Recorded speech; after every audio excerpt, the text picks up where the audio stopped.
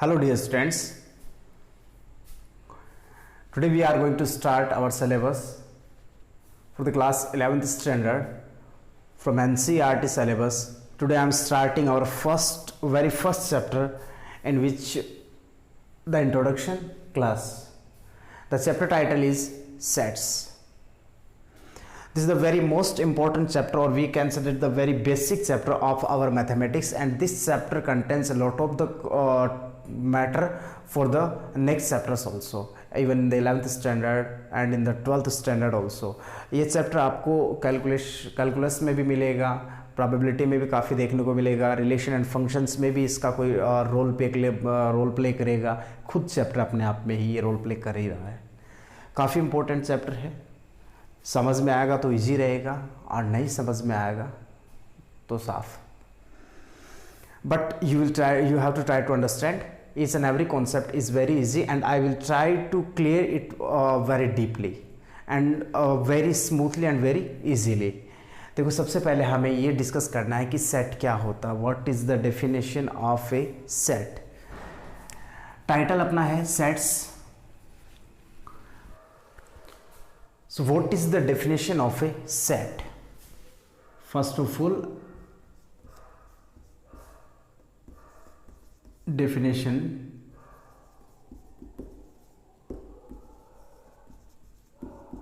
set. Definition क्या होती है? Set is a collection of well-defined objects. Set is a collection of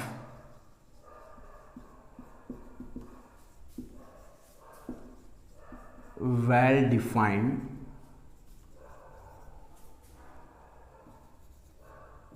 objects. Clear? Set is a collection of well-defined objects और elements भी अपन बोल सकते हैं. अब यहाँ पे इनका मीनिंग क्या है? सेट ये आपका टॉपिक है. कलेक्शन मीन्स हम काफ़ी सारे ऑब्जेक्ट्स उनको कलेक्ट करेंगे. ये कलेक्शन हुआ. Well defined and objects means क्या हो गया, मैं एक्सप्लेन करता हूँ. पहले वेल डिफाइंड का मीन्स हो गया द ऑब्जेक्ट्स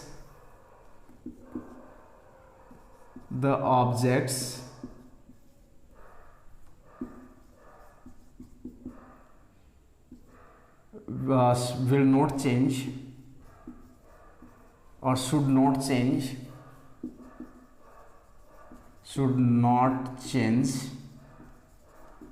person to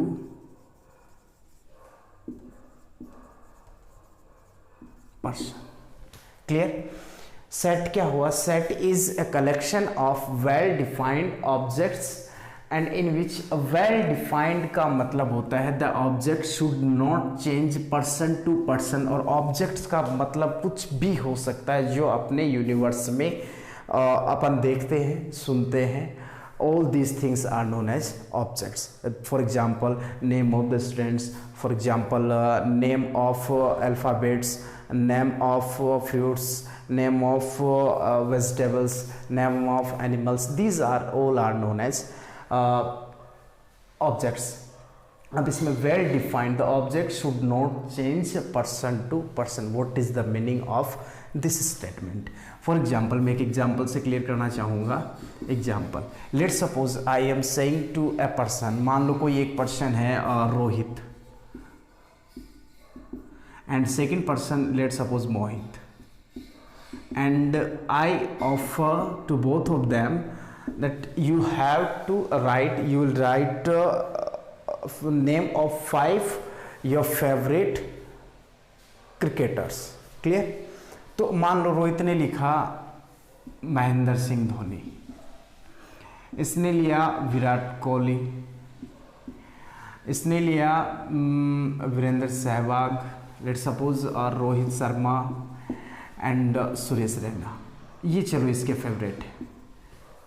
ठीक है, ये रोहित के फेवरेट, ये सभी ऑब्जेक्ट्स हो गए. अभी ये रोहित के फेवरेट क्रिकेटर्स हैं, जो इंडियन है फॉरेनर है, doesn't matter about it, but he suggested me that these 5 candidates और these 5 players are favourite for me. Clear? और मोहित का जो आंसर रहा उसने मान लीजिए ये लिखा कि फेवरेट है इसका रिकी पॉन्टिंग, नेक्स्ट इसने दिया A B de Villiers, next let suppose he is saying that Lasith Malinga, and next let suppose Harbhajan Singh, and last let suppose Ravinder, या फिर इसी में से मान लो सुरेश रैना। ठीक है, अब क्वेश्चन क्या था, question was same for both the persons, both the candidates, the person question was same. For the Rohit, name of his favorite 5 cricketers, and similarly for the Mohit, these are the names of 5 favorite cricketers according to the Mohit. लेकिन but both the answer has changed, both the answer have changed. अब मैं यदि कोई third person लूँ, मान लीजिए मैंने सुनीता लिया, तो उसका कोई अलग आंसर आ जाएगा। मान लीजिए मैंने राकेश को यही क्वेश्चन पुटअप किया, तो उसका कोई एक डिफरेंट आंसर होगा। It means in this situation this thing is changing right now. इससे पूछा तो भी वही आंसर, इसका ये आंसर है, सेकंड से पूछा तो आंसर डिफरेंट हो गया, थर्ड से पूछा तो आंसर मैच होने की प्रोबेबिलिटी बहुत कम है, यूँ मान लीजिए नेग्लिजिबल है। ठीक है, मैंने यही कहा what are the write any 3 names of your favorite Bollywood stars। तो कोई किसी का नाम लेगा, कोई किसी का नाम लेगा, कोई किसी का नाम लेगा, लेकिन आंसर्स क्या होंगे, step by step, person to person change होते रहेंगे। तो इसका मतलब ये कोई प्रॉपर डेफिनेशन नहीं बनी है। अब मैं दूसरा एग्जाम्पल देना चाहूँगा आपको, example number 2, vowels of alphabet.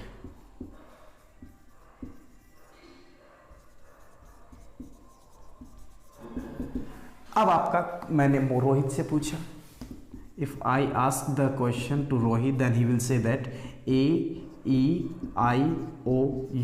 मोहित से पूछा then he suggested me the same, यही बताएगा, और ऑप्शन भी क्या है। सुनीता से पूछा लेट सपोज, तो वो भी क्या कहे, AEIOU। तो in each and every situation the answer will not change person to person. Means Rohit, Mohit, Sunita, Akash, Vikas, Rajesh, Suman, जो भी है सभी की केस में ही आपका आंसर क्या रहेगा, सेम रहेगा। It means we can say that your answer is not changing person to person. This means this is a set, and this is a set of vowels of alphabet. Clear है बात यहाँ तक? तो ये कोई set नहीं है और ये है अपना सेट। अब बात करते हैं सेट को कैसे रिप्रेजेंट करते हैं, how to represent a set, how to represent a set. Basically a set, जैसे मैंने ये लिखा,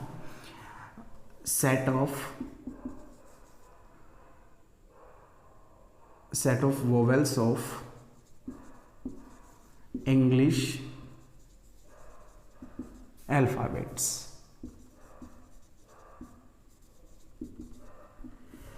set of vowels of English alphabets. तो क्या सेट बनेगा, मान लो मैंने ये सेट ऐसे लिखा जाएगा AEIOU। क्लियर? इसमें जो आपको पॉइंट करने वाली जो थिंग है, यहाँ पे थोड़ा सा रिफ्लेक्शन हो रहा है, तो मैं यहाँ लिख देता हूँ AEIOU। क्लियर? ये रिप्रेजेंटेशन हुआ। तो ये तो इसका नेम है, this is the name of set, जो कि हमेशा कैपिटल लेटर में आएगा। इंग्लिश का कैपिटल लेटर में आएगा। आप ABCDEFGH कुछ भी सेलेक्ट कर सकते हैं। You can select any letter from your alphabet. Clear है? और ये मिलेगा आपको इस डेफिनेशन से, इसको बोलते हैं definition of particularly this set. Entire set की डेफिनेशन तो ये होगी, लेकिन पर्टिकुलरली हम इंडिविजुअली किसी सेट की बात करें तो उसकी डेफिनेशन होगी। जैसे ये सेट बना है, इसकी डेफिनेशन क्या है, these are vowels and selected और collected from the English alphabets. ठीक है? और ये सभी होंगे स्मॉल लेटर्स, और ये यहाँ पर हमेशा करली ब्रेसेस अपन यूज में लेंगे। क्लियर है बात यहाँ तक? अब देखो ये होता है इसका नाम, नेम ऑफ सेट, इनको बोलते हैं these are elements of set और ऑब्जेक्ट्स ऑफ सेट और मेंबर्स ऑफ, कुछ भी बोल दो, मीन्स बेसिकली ये सबसे ज़्यादा यूज आता है, एलिमेंट्स ऑफ सेट, मोस्टली यही यूज में आता है, these are elements of set. किसी भी सेट में कितने भी एलिमेंट्स हो सकते हैं, जीरो भी हो सकता है और इनफाइनाइटली भी हो सकता है। क्लियर है बात? जैसे मान लीजिए मैंने बोला सेट ऑफ नेचुरल नंबर, तो आप कितने लिखोगे इसमें, चलेगा ये कंटिन्यूसली। सेट ऑफ इंटीजर्स, तो पॉसिबल ही नहीं है कि इंटीजर का आप सेट बना पाओ। Set of real numbers, it's also not possible. तो हम ये क्लियरली ये बोल सकते हैं कि सेट को अपन number of elements of set, sometimes these are countable and sometimes these are uncountable। Clear है बात यहाँ तक? अब नेक्स्ट स्टेप पे चलते हैं। देखो आप साथ साथ में वीडियोस को पॉज करके नोट करते रहें।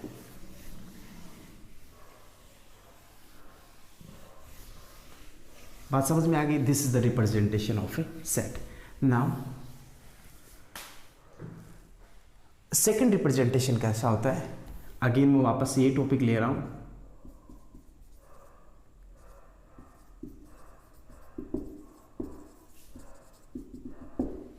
सेट को रिप्रेजेंट करने के बेसिकली टू टाइप्स होते हैं, to types. First is set builder form, set builder form, and second is a roster form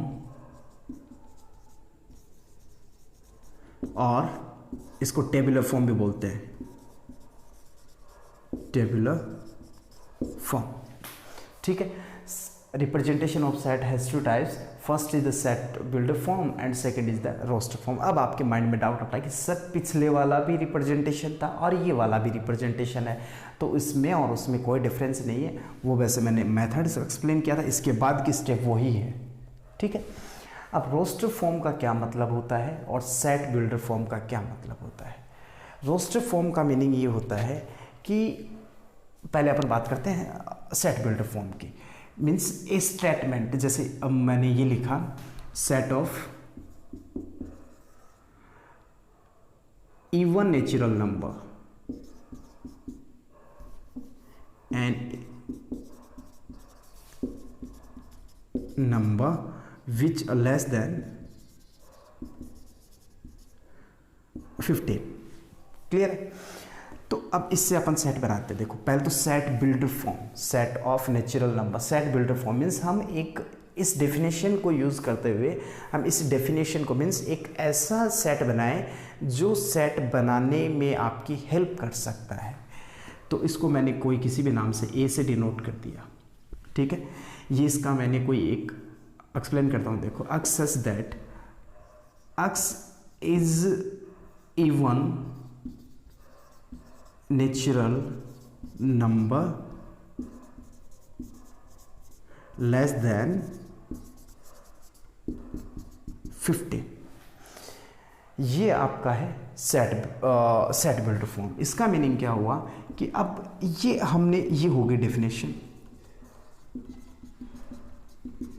and this is element and this is name of the set. Clear है? अब इस definition को use करके by using this definition we can create a set in the roster form. Means हम इसको एक table के जैसा फॉर्मेट देंगे आप अपने। कैसे? a इज इक्वल्स टू, नाम तो वही रहेगा, x एक एलिमेंट है किसका? नेचुरल नंबर का।